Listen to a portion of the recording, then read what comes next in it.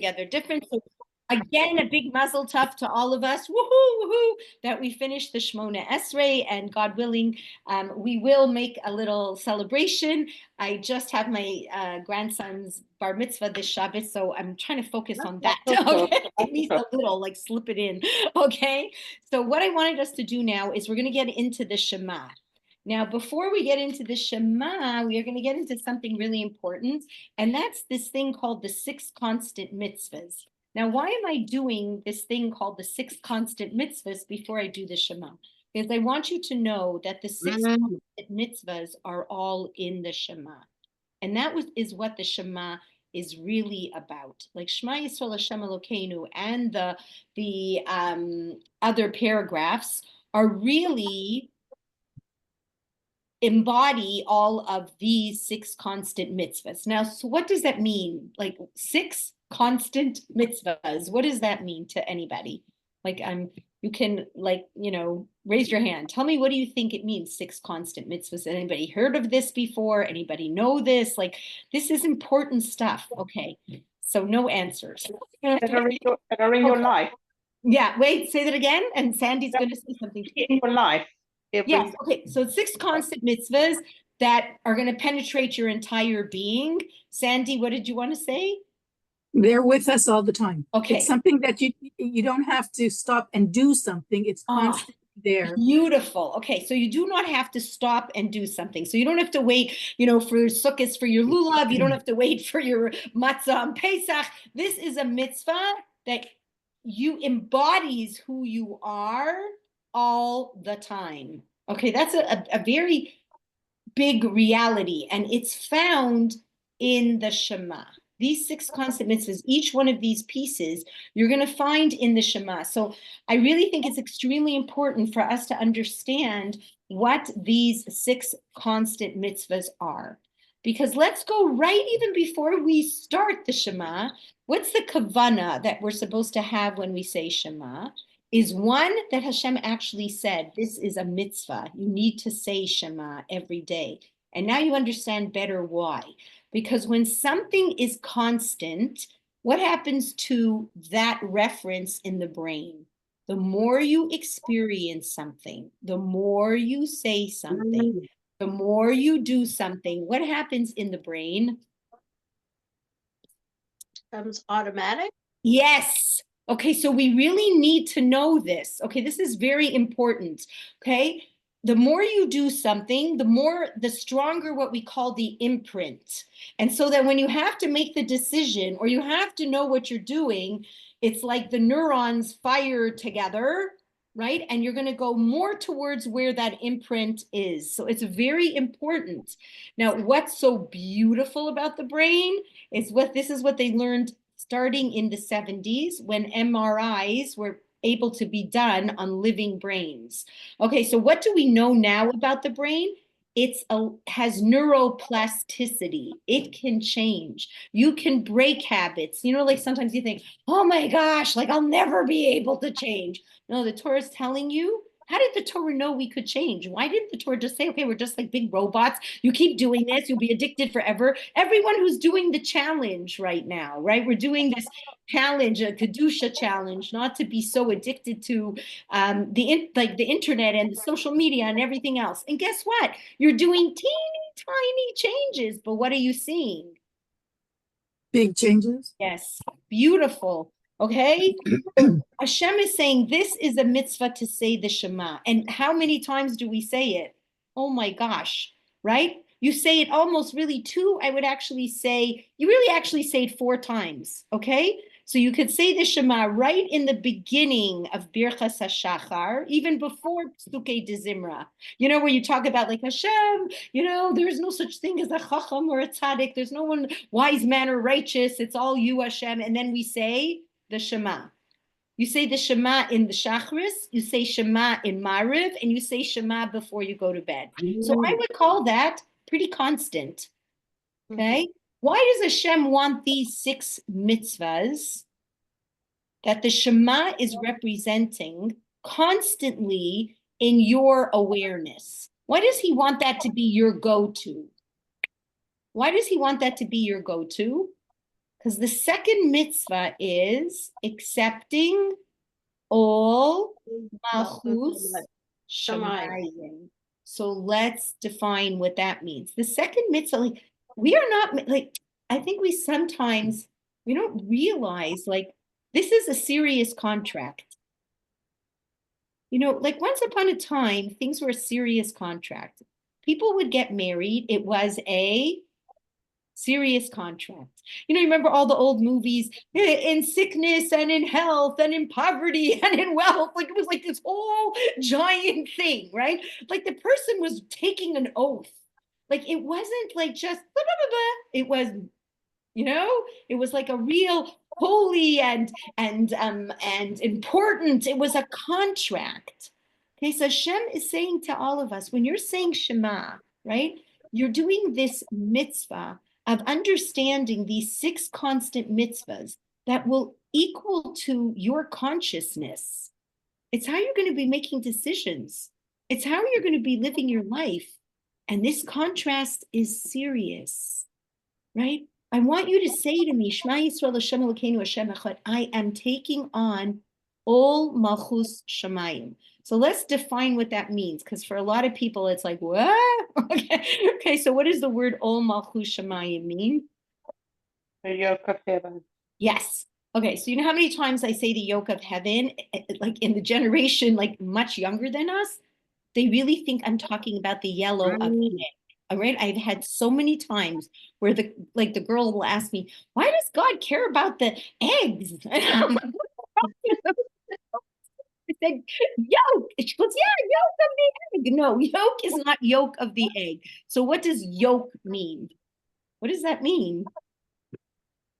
It's like a harness that guides us. Yes, it's a harness that guides us. Okay, so yoke is the harness that guides us, and it's on top of you, and it's restraining. I want to be honest. If the ox has no yoke, then what can the ox do? Run whichever direction he wants to go. Okay, I want you to know, like, you know, someone in the shul, they just sent me an article. So it's a recent Aisha Torah article. I have to, you know, I could find it. Maybe I'll send you the link. And it was like painful. It was actually painful to read. Okay, so we're talking about the 2020 Pew report. Okay, so this is a report that they do on religion and people's beliefs and this and that. The most unreligious people on the planet are us. Okay, we are the least likely to believe in God. Christians, like there are more Christians. In other words, there's more people who believe in a God than we do. Okay, so he said he's going through the whole thing in his head. He's talking about who he was, this person who wrote the article. So he was a Jew who went to a very conservative shul, very traditional. He went every single Shabbos, you know, like, you know, just to the, you know, drove and whatever, but he went every single week. And he was trying to figure out what was it? You know what the Pew report reported? And he realized that it was true. That he went every week to hear the sermon. Like, you know, what are you going to hear? Like prayer is a little boring. The Torah reading was boring. So they hear what the rabbi had to say. The rabbi never spoke about God. He spoke about anti-Semitism. He spoke about politics. He spoke about Israel, but he never spoke about God. And then he sat back and he realized, like, never this idea of a relationship with God, a closeness to God, an understanding of God, just isn't in the lexicon. Do you know what I mean? It just wasn't in that awareness. So when he got older, he went to India. He wasn't in ashram, like the usual typical stuff. And then Baruch Hashem, he ended up in Israel somehow, the usual story, you know, falls into a yeshiva, learns Torah. And then he says, you know why no Jew wants to be Jewish? Because we have so many commandments. He goes, you go to India, like Esther, Edna, maybe you know, they were saying that they're very religious. They have a lot of deities. They have tons of gods, but they'll have a statue of their God. They'll have a this of their God, and they believe in their God, but they don't get in trouble because of their God. It's like a nice thing to do, right? Like if you're a Christian, it's a nice thing to do. You didn't do it right. You go to confession and it's all over. As long as you believe in Yashka every day, you don't have to do any real tshuva. You just say, okay, I believe in Yashka. I made a mistake. He'll die for my sins. Done. Okay. Do you know what I'm trying to say? So it was interesting. He said the reason why it's because Jewish people are looking at like there's just too many commandments. There's just like too much to do. I don't want to do all this. So when you're saying Shema, you better know what you're saying. Do you know what I mean? You are signing on the dotted line and you are saying, you know what? I'm willing to take this yoke. So now I'm going to ask you very honestly, why would you be willing to take the yoke? Why wouldn't you want to be an ox who can just like run in the field and eat whenever he wants and sleep whenever he wants? Why are we willing? Why would we say, Shema Yisrael Hashem Elokeinu Hashem Echad? We're willing to take this. I'm volunteering. It's not that I'm forced. I'm literally volunteering to take on this yoke. So explain, why would I be volunteering to take on this yoke? It's in our DNA. We're responsible people. We feel that there's a need to help people to do things. And it's just, but I don't think it's in everybody's DNA. Your personality for sure, Sandy, you're a tove. You do what's right. That's your whole personality. Okay. I know that. But what about those people who are the bracha and the chayim? It's like, what's going on here? Like, what is this? It gives you for you doing purpose. This. Yeah, purpose and meaning. Yeah. Meaning. Fulfillment. 100%. This to you makes your life meaningful. And just to be an ox that's running around in the field doing oxy things has no real purpose in the end. That's why they're all on anxiety. And 100%, because that pain of feeling lost has to be drowned out by something. It's not being managed. And guess what? When you have this Pintala Yid inside of you, it's not going to let you go. And if it lets you go, because you've gone so far, that's really sad. Do you know what I'm saying? That's really sad. Okay? So this is what's important. So this was important. So we're saying the Shema. We're saying, okay, is this a mitzvah to say a Shema? Why is this a mitzvah to say a Shema? It's the greatest connector you can have. Okay? The greatest connector is I'm signing on the dotted line. I accept this contract. And not only do I accept it, I'm so happy because now I have direction in my life.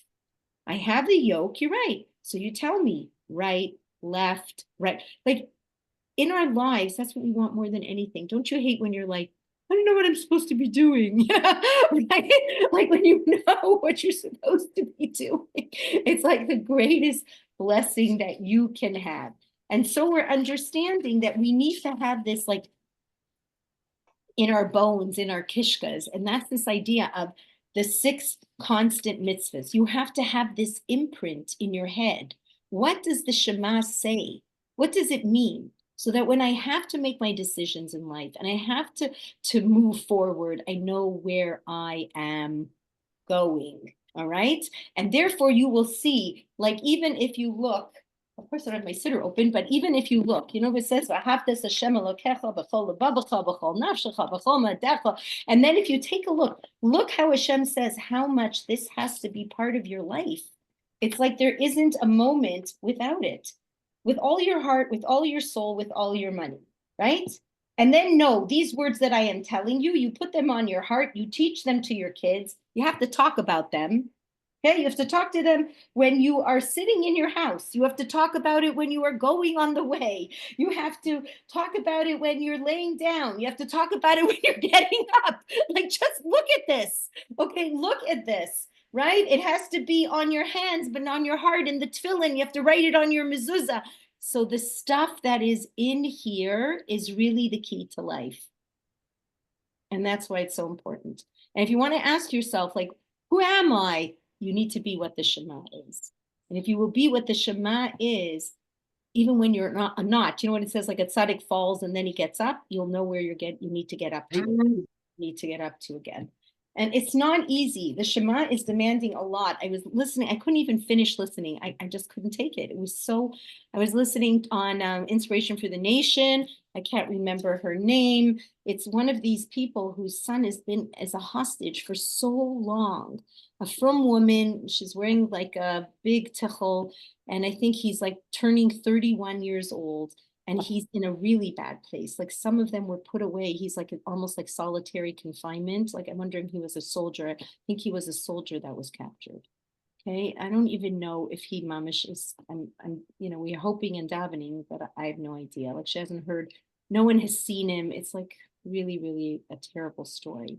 And she was saying, how hard she's working and saying to him and doing this and doing that. And then the interviewer asked her, like, how is your relationship with Hashem? And she said, it's tough. Like, I'm really mad. Like, I've been trying. I say Tehillim. I've done so many mitzvahs. I take everything on. He's not answering me. And it was very interesting. Like, just the whole dichotomy of who we are. She said, like, he answers me in the personal parts of my life, and I see it.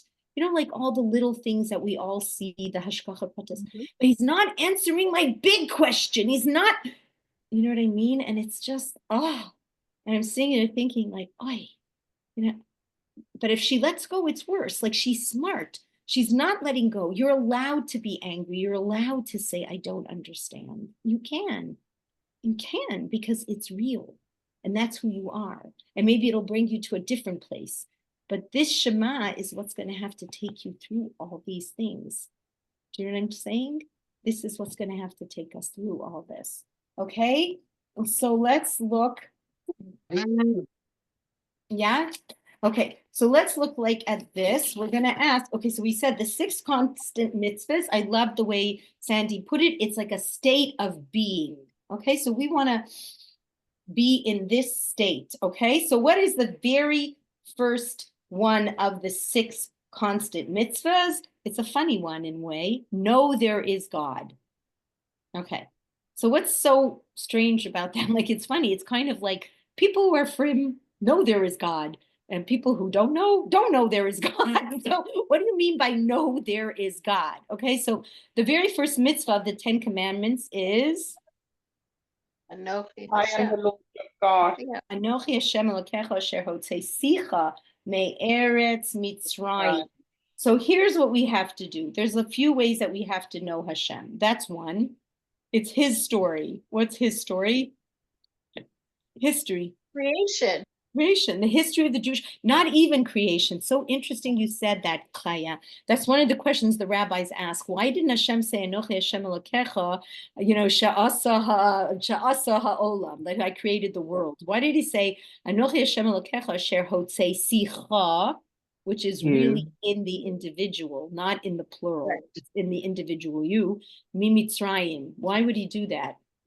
Because everyone was witness to that. Okay, everyone witnessed it. It's a personal reality. It's the only religion founded in front of 3 million people. Okay, most of the religions are like, he had a vision, he had a, I always laugh about the Mormons, right? The Mormons are allowed to marry lots of wives. This one guy had this vision. I never trust one guy who had a vision in who knows when, like I forgot it's not a very old religion, like in the 1800s or something, or even much sooner. This one guy had a vision, you can have more than one wife. Okay. All right. So bravo. Wife and that second wife, and I'll know how true your vision is. Okay. So anyway, sure. So mamish a historical fact. It's in front of, like I told you, it was in my all-girls Catholic college. Said even they said it. Okay, which I was pretty shocked. All right. So we have to appreciate that. But more than that, each one of us has to study Hashem in our own lives. Like this woman who Nebuch, like, there's this one horrible piece in front of her, right? But she's trying to see all the multiple pieces around it, where she really can see, like, Hashem loves her. None of us can understand any of this. Like, I was thinking, like, you can, like, the same with the people who went through the Holocaust. How can you understand it? millions and millions, and your children and your babies and your cousins and your, like, you, it's just not possible. So the only thing you can do, like if Chalila v'chas, we should never be tested, never, ever, ever, is you have to live in that consciousness, you know what I mean, of the 6 constant mitzvahs. And I do not know, and this is just my, hallway to the next world. There's something greater. And every chesed and everything that she's doing in merit of this son is changing the world for the better, right? And changing all of us for the better and giving us strength. Okay, so we have to know Hashem in our own personal lives. So this is like just a nice story that Rabbi Arush told from Rabbi Elimelech Bitterman. So he said, I guess it's one of his Talmidim, one of his students, or one of his people in Kollel. So it was a nice story. His father called him. He was on his way to be Menachem Avel somewhere. He was on his way to be Menachem Avel somewhere. And like the father calls him and tells him, you have to turn around. Okay, turn around. Like it was a big turnaround. Get off on the other bus. I might have to go. I need to go to this doctor's appointment. And I think I'm going to need your help. So please, can you come? So he was a little bit disappointed, but he's weighing it. And he goes, listen, here's a perfect example. Like here's the old Malchus Shemaim. I would rather be going and finishing being Menachem Avel. But the Torah tells me the bigger mitzvah is, you got to turn around. That's a perfect example, right? The yoke turns you around. So he starts going back towards his father's house. And he's like very close to the father's house. He gets a phone call and the father says, I don't need you after all. I got somebody else to take. Oh my gosh. So he's like, okay, whatever. So he gets off the bus, he goes into this little restaurant and, he eats something, and then he has to use the restroom. So he turns to the waiter and he says to the waiter, I hope you don't mind, could you just keep this bag for me? So the waiter said, oh, is this your tallis and tefillin? And he said, yes, it is. Because I'm so happy. The guy goes, what? He goes, I always put tallis and tefillin on. I don't look religious, and I'm not so religious, but this is the mitzvah that I do. And this morning I got to work, and I forgot my tallis and tefillin, and I said to Hashem, please, God, whatever you do, bring me a pair of tallis and tefillin. Oh my gosh. Wow. Okay? So this is the reality. It's hard because Hashem will show you so much love, and then things can happen that are so different than that, right? And then you have to lean in. You got to lean in hard to those 6 constant mitzvahs. You're going to have to lean in really, really hard. And it could hurt. It could hurt a lot, but you can't let go. And Hashem doesn't want you to let go. And it's really just moving forward in your journey in life. It's not like I can't even, like I couldn't finish listening. It was just too much. It was just too much. It was too heartbreaking. Do you know what I mean? But you understand what I'm saying, right? We understand what I'm saying. Okay. So one is to know Hashem, right? In that your personal reality, know that there's like no coincidences, know that Hashem is hearing all the whispers and all the cries and all the this and all the that. Okay. Okay. Okay. So another thing is, this is important, like know Hashem, build this up, build this strength, build this belief, build this clarity before you're in a foxhole. What does that mean? What does that mean to Before you people? need it. Right. Let it be there when you need it. Exactly. Because you've right. already built it up. Right. So that's the same thing, like, when people are coming and they're exercising every day and whatever it is that they're doing, right? You're doing these things consistently for your health, right? Much better be taking your vitamin D every day than having to have infusions, you know what I mean? Right at the end of it. Like, this is the idea. This is the idea, like that constant development, right? Okay, perfect. Okay, now, there are really ideas, there mamish is ideas of the way to strengthen your faith. You know who was very into this? Rav Avigdor Miller. Rav Avigdor Miller was very into that people should strengthen their faith by really studying, like study the body, study the, biology, like look at the wonder, like really look at it. Do you know what I mean? It's really, and if Hashem is not watching and he's not on top, we're done. I don't know why I like listening to Appalachian stories. I don't know, I guess something's with me. Okay, so I like these stories because it talks about people who used to live in the mountains, in America, like in Tennessee and these kind of places, Louisiana. And I find it so fascinating to know that they didn't even use money. There was no currency. It was just about living off the land, you know what I mean? Building your own, log cabin, taking care of your animals. I could not believe this story. So they're saying one of the most beautiful trees in the world is the chestnut tree that used to grow in America. This gorgeous chestnut tree was like, it could live to be 800 years old. Has anybody ever seen the redwood trees? Like these trees are humongous. Like you need like 3 people to hold, hands just to get around it, or 4 or 5 people. Like they really were the most beautiful trees, and it's the most special wood that never rot. It was like a whole gift, right? And the chestnuts were delicious, and they would sell it into the cities. And then one person decided that they wanted to bring the market down, make it cheaper and sell more. So they went to China and they brought back chestnuts from China that came with a fungus, and that fungus contaminated all the trees. And by 1950, billions had been destroyed, and the whole forest changed, the whole, ecological system, everything changed.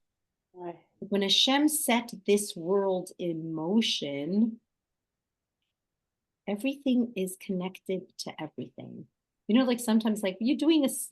I called Devora Wolfson. She's so sweet. I asked her, like, could you do my class for me this Shabbos? Because I'm having the bar mitzvah. It's gonna be too much, And so she said, yeah, like no problem. She goes, because that would be a good merit for this mitzvah, and I need a refuah here, and this would be good for this. Like, what I mean? Like, she sees the ecological, is that the word? Balance of mitzvahs. Do you know what I mean? Like, it's just so, I thought it was like so incredible the way she said that. So this is important for us. So we have to keep looking. The Makos, when the Makos came to the world, it was like a, my husband used to say crash course. Okay, it's like a crash course in knowing that Hashem is the creator, the supervisor, and the sustainer of the world. And if he takes his finger off it, it changes. And if he wants it to, blood to be water, water to be blood, it's all in an instant. Do you know what I mean? And we need to appreciate the depth of what that means. And like sometimes you hear these stories of complete miracles, people who are shot and they're okay. Do you know what I mean? People who are, do you know what I mean? Like it's miraculous. Things like, so we have to realize how much this is all in Hashem's hands. So you really want to know this intellectually. Okay? You want to know this with incredible certainty. Right? Because the whole world tells you, no, there isn't. You have to go, no, like history, science, probabilities. This is real. I know there is Hashem. I know there is Hashem. That's a big reality. So now the Torah asks you, listen carefully, and you'll explain what this means. Okay, so it's not only like you shall know this day and understand it in your heart that the Almighty is God. So it's not only that Hashem wants us the intellect to understand it. Okay, you're like the frontal cortex, it gets it, statistics, history, evidence. Okay, Israel standing on its feet, people, Jewish people alive today. Okay, these are statistical improbabilities. Only a God, all the discovery stuff. But now the Torah is asking you, understand it in your heart. What does that mean to you? That's not so like, what? Understand in my head. Let's understand it in your heart. What's your heart? You feel it. Okay, very good. Okay, so you feel it, which means you're going to have not only an intellectual connection, what kind of other connection? Emotional. Yes. Okay, because intellectual connection, either one of them don't stand well alone. They don't, right? Because if I don't have that emotional connection, I don't know if I can go along for the ride. Do you know what I'm trying to say? Like a lot of people will say, yeah, I know there's a God, but I don't think he really cares. I mean, whatever. This emotional connection is, I love you so much, I don't want to hurt you. And how does the Torah tell you a person really learns to love something? It's really important. To give, and another thing, to give, and another thing, to really know them. To know you is to love you. Do you know what I mean? Like that's like that famous story with Rav Yisrael Salanter, and he's in an inn, and these two Russian guys are drunk. It's a very famous story, right? And he said he learned a lot from this story, right? Like, because Igor says, to Boris, Boris, do you love me? And Boris says, sure, I love you. Of course I love you. Like they're both drunk, right? So then Igor goes, if you love me, do you know what pains me? He goes, I don't know what pains you. What are driving me crazy? I have no idea what pains you, but I love you. So he said, no, if you don't know me, then you don't love me. Okay? I think a lot of us can feel that way with relationships, right? You don't feel understood. When you don't feel understood, honestly, you don't feel loved. Because if someone really loves you, right, then they want to understand you. And once you love the person, you understand them, then you're motivated to keep this relationship going. Right?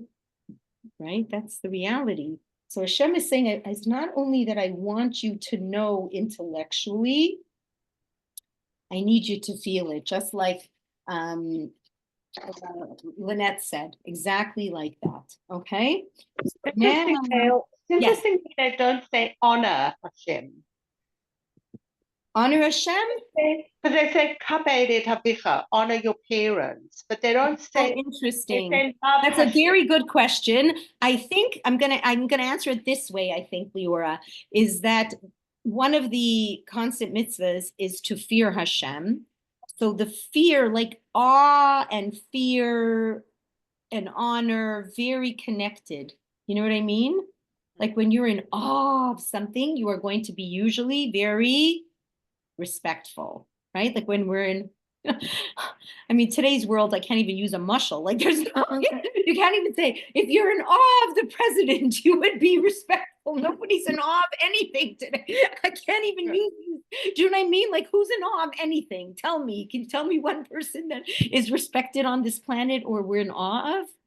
I don't think we're like, I'm being even honest. Okay, a gadol, maybe like, if you were, one time I remember I worked for Isha Torah, I was able to, ask Rav Noah something, and I was sitting with him and talking. I was like freaking out. I'm like, like I can't say something silly and I don't know you know what I mean? Like, hey, maybe then. So you would be so super respectful, right? When you're in awe. So that's what I'm thinking. Okay. Now, right. So let's see. When you really, there's another point. Let's go to the points. Okay, so I understand you intellectually. I know you in my heart. I love you. I feel connected. And now it's going to be what a yid has to do more than anything else. Once I love you, I'm connected. I know you. It equals. So just take a look at any relationship. Okay, so your spouse, you know them, you love them, you feel connected to them, and now they ask you to do something. Respect. Okay, you'll respect them. What else? You just They do want it. you to do something for them. You'll do it for them. And what about if they ask you to do something like a little wacky? Okay. Yeah, why? Because they won't ask you to do Believe in them. something Because they dangerous. love you. Believe in them? What's an even better? You trust them. 100%. Okay, so that's where this knowledge and love and understanding and emotion needs to take you. Do you see what's going on? So in other words, Hashem is not saying, believe in me because I said so.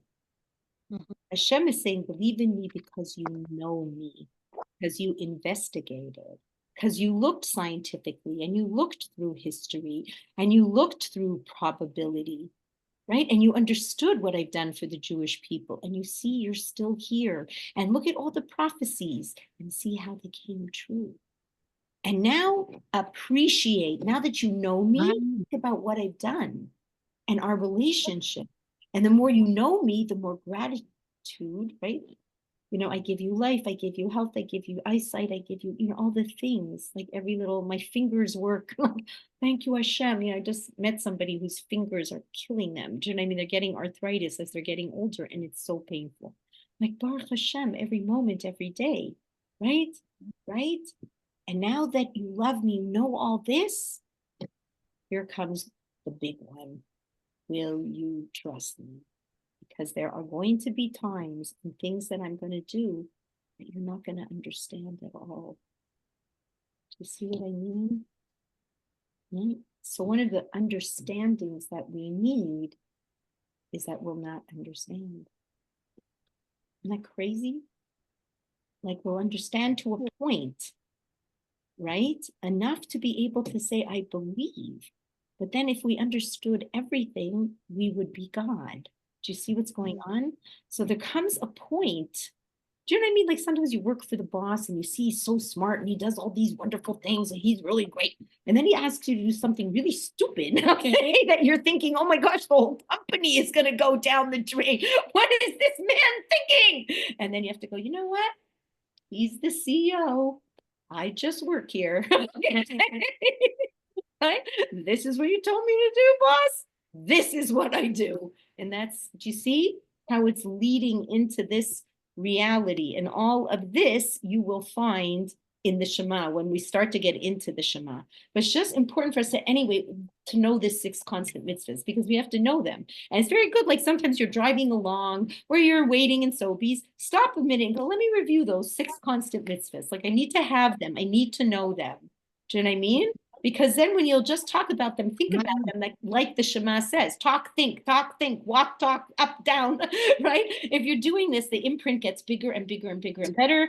And then we don't have to wait till we're in a foxhole, right? Okay. Amazing. Okay. Gail, Yeah. Gail, Yes. just something about the foxhole that you keep talking about. The Chayalim are being called up again, and they've got a huge demand for tzitzis again. Oh, Baruch Hashem. So what could we do with that?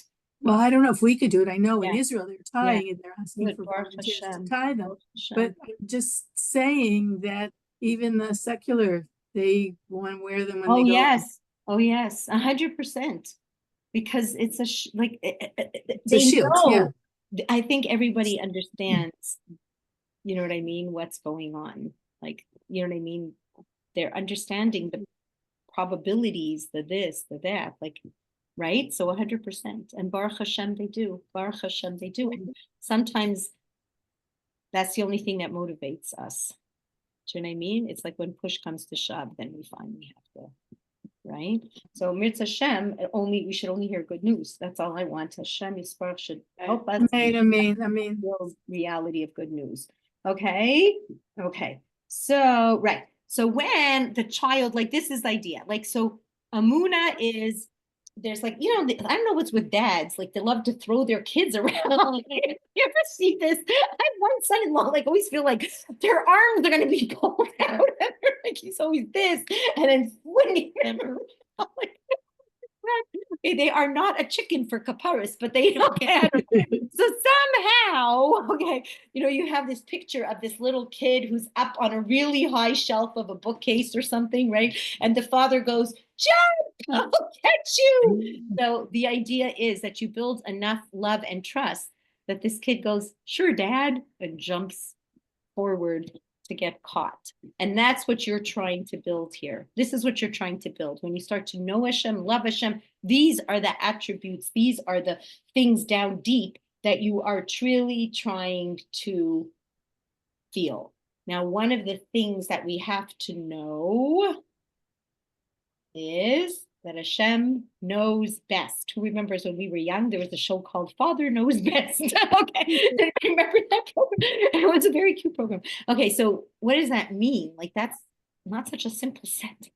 Hashem knows best. Even the bad things he gives us is for our good, Right. to help us. Right, like they always, he used to, I forgot who used to say this.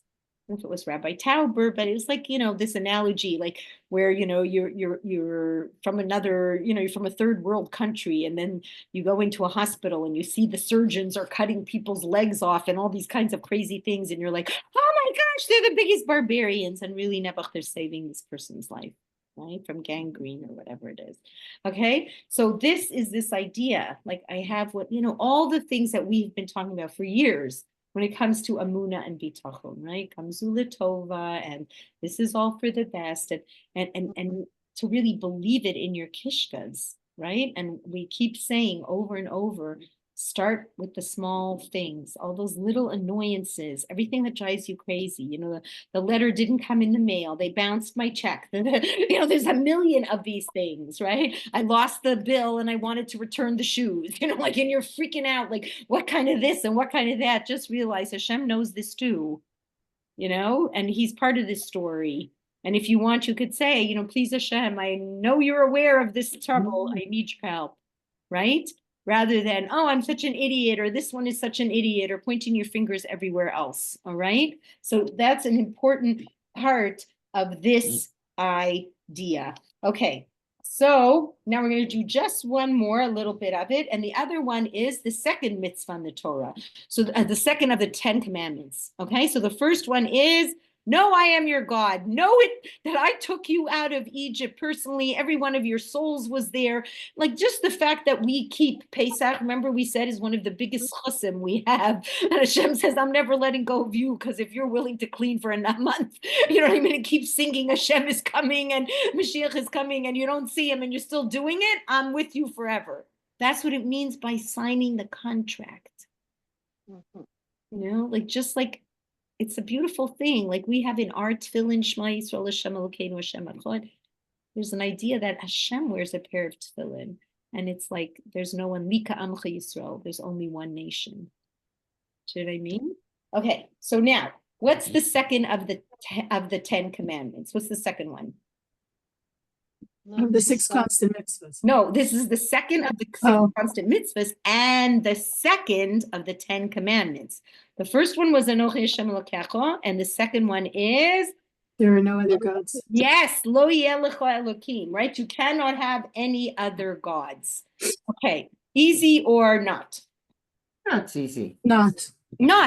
Okay, beautiful. Why is it not? Like, I'm not, like, thank Hashem, we don't believe in, like, I don't know, my son was telling me, like, Esther, there's a God, who is it? The Hindus who believe in a God that looks like an elephant with lots of hands. Yeah, right? So like my son was telling me about it. Okay, so like, you know what I mean? Like it's really deities, like, worshiping a cow, worshiping an elephant with lots of hands. Okay, so we don't look at this as, thank Hashem, like we're not in an ashram. Like I'm not tempted by this. I don't know about anyone else. No. I'm not tempted to go to the East and meet a guru. I'm just not. Okay, but you know what? If I didn't know any better, there are Jewish kids who are doing that. Unfortunately. Really, unfortunately, because they don't know any better. Okay, so let's say for us, okay, so we're like, I'm not doing that. So what is my don't believe in any other God? Money, power. Yeah, okay, good for you, Leora. Okay, so what is our other God? Do you know someone who could help me? I need that protexia, like, how people like, do you know the person who knows the person who I can, that kind of stuff? That's like almost believing in another God. You could say, I'm going to do my hishtadlus, and that's what I'm going to do. But I don't have faith in the fact that if you know that person and you put in a good word for me, then that means I'm going to get the job. I could say it as reasonable hishtadlus, but it's not going to make it or break it. If I get the specialist or I don't get the specialist, it's not going to make it or break it. Yes, I can try, because Hashem says there's a mitzvah of effort in this world, but it doesn't make it or break it. And I don't believe, oh, Donald Trump got in, whoosh, the world is saved. It's not. It's all from Hashem. Or Carney got in, the end of the world. It's all from Hashem. Do you see what I'm trying to say? So you have to be very cognizant of it, because we don't realize it, but we do. Like I only want a shidduch if they're like, right? they have money. Oh, that's so good. They got money. Like I'm being real. It's very hard. It's very hard. I'm being honest. No, like I'm being honest, right? It's very hard. If you lose your job, you almost feel like, stab in the heart. Like, what's going to be? What's going to happen? Who's going to take care of you? You almost forget, like, wait a minute. It was Hashem signing the check. It wasn't do you hear what I mean? So this is one of those things. And today you live in a world of tons of idol worship. Like these influencers, these people who are completely, I'm going to be honest, goonish McGoonish, means worth nothing. What's her name? This like famous movie star who was fiance to that football player. I can't remember, but like she has millions and millions. Who was it? Taylor Swift. What? Taylor Swift? Yeah, Taylor Swift. I don't know who she is. But what an idiot. Like, what an idiot world. I don't know if she's an idiot, but whatever she said. Like, she's got like 1 million people. If Taylor Swift said it, like, okay, what's Taylor Swift's, credentials? Can somebody tell me? She graduated high school? Okay. Like, what is her credential? She's got a body like nobody else. Like, really, we don't hop it. And we're like, we follow this stuff too. Like we can't help it. It's like an influence in the mind over and over. You're hearing this stuff. Then over and over, you start to like, this was mamish. I'll tell you, it was Hitler's propaganda machine. He just said, you could say a lie over and over and over and over and over. And then what? People You believe. start to believe it. Start to believe it. Truth. It becomes the truth. It becomes the truth. Well, that's what's going on now too. It's Yes. going on. I was, okay, I'm so political. It's terrible. I was listening to Bernie Sanders. I thought I was going to kill him. Oh, Yeah. it works. Did you hear that? The war machine of Netanyahu that asked him a question on anti-Semitism. It's not anti-Semitic to say that Israel has killed 50,000 people and starved children. Excuse me? Let's get the facts here. Hamas steals all the stuff that is brought in from the UN and they even once had, do you remember once on the news, they actually showed how Hamas stole all the stuff and had high, incredible prices and selling it to all the people. And let's think about how many people in Gaza are trying to protest, but then they get their heads chopped off, right? It's like, you're like looking at Bernie Sanders. I was like, excuse me? Where does he come from? Where do you come from? Yeah. Where do you come from? Hashem Yisparach Rachmanis, like help this man do tshuva or get rid of it. Yeah. Like I'm just being honest, like whichever way, but do something. It's just like it was crazy. Self-hating Jews. They're the It was worst. really crazy. Yeah. You know what I mean? It was It's crazy. terrible. Literally crazy. Anti-Semitism made 6 million people die, but that doesn't mean like he was like completely neutral, like neutral. The way he said it. Did anyone see this? Yachaya, you saw? No, I didn't see it. It was on Fox News. It was like, I couldn't believe it. Okay, all right, enough of my bandwagon. But I'm just trying to tell you, this is like, we really need, like, because what drives him? Power and fame. That's what's driving a man. And I laugh my head off when he talks about oligarchs and how there's people who have so much money. This guy is a multimillionaire with 3 homes. Yeah. Okay, like, don't tell me you're like the poor, poverty-stricken American. Like, give me a break. All right. I'm very curious how much tzedakah you give. Like, He wants to tax only the rich. Right. There's too many rich people. Too many, but he's one of them. Okay? I know. And how did he make his money? He's That's never what I'm worked trying a to day say. in his life. Right. So we have to be so careful. So careful. You have to stand on firm ground and you have to say, I know who I am. I know I'm a Yid. I know what that means. I know there is a God. I know it's all for the best. Do you see what's going on here? Because you're in a world that's losing it. It's unwinding and you can unwind with it, unfortunately. So we have to these 6 constant mitzvahs are really an important idea. Okay, so we're going to say now what's it called? And we'll get back to this. And this will take, Baruch Hashem time. Like it's going to